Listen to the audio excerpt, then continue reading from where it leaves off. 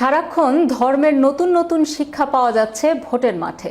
আসেন তো দেখি ছোটবেলা থেকে আমরা কি শিখেছি আর সেগুলোকে এখন কিভাবে বদলে দেওয়া হচ্ছে।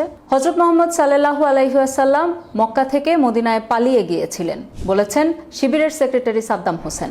নামাজ, রোজা, হজ, জাকাত এগুলোর চাইতেও বড় ফরজ নেতা নির্বাচন করা। এই কথাটা পাবনা 5 আসনের জামায়াত প্রার্থী ইকবাল হোসেনের। আল্লাহ সিদ্ধান্ত নিয়ে ফেলেছেন জামায়াতকে ক্ষমতা দেবেন, বলেছেন চট্টগ্রাম আসনের প্রার্থী শাহজাহান চৌধুরী। জামায়াতে ইসলামকে একটা ভোট দিলে আপনি 18 কোটি মানুষের নামাজের সওয়াব পাবেন। জামায়াত প্রার্থী আমির হামজার বক্তব্য এটি। এইবার জামায়াতকে ভোট না দিলে আপনার ঈমান থাকবে না, এই কথাটা বলেছেন জামায়াতের এমপি প্রার্থী ডক্টর হিফজুর রহমান। তিনি তামিরুল মিল্লাত কামিল মাদ্রাসার অধ্যক্ষ।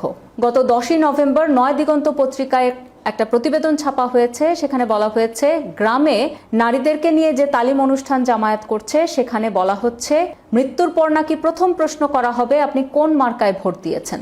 বুঝুন অবস্থা। সারা জীবন আমাদের যা যা ধর্ম শিক্ষা তার সবই কি মিথ্যা হয়ে গেল? দেখা যাচ্ছে ইসলামের বেসিক যে শিক্ষাগুলো সেগুলোকেও জামায়াত নেতারা বদলে দিচ্ছেন। ক্ষমতার লোভে আল্লাহ রসুলকেও যেখানে আপনারা ছাড়ছেন না, সেখানে এই নগণ্য মানুষের জন্য কি করবেন আপনারা?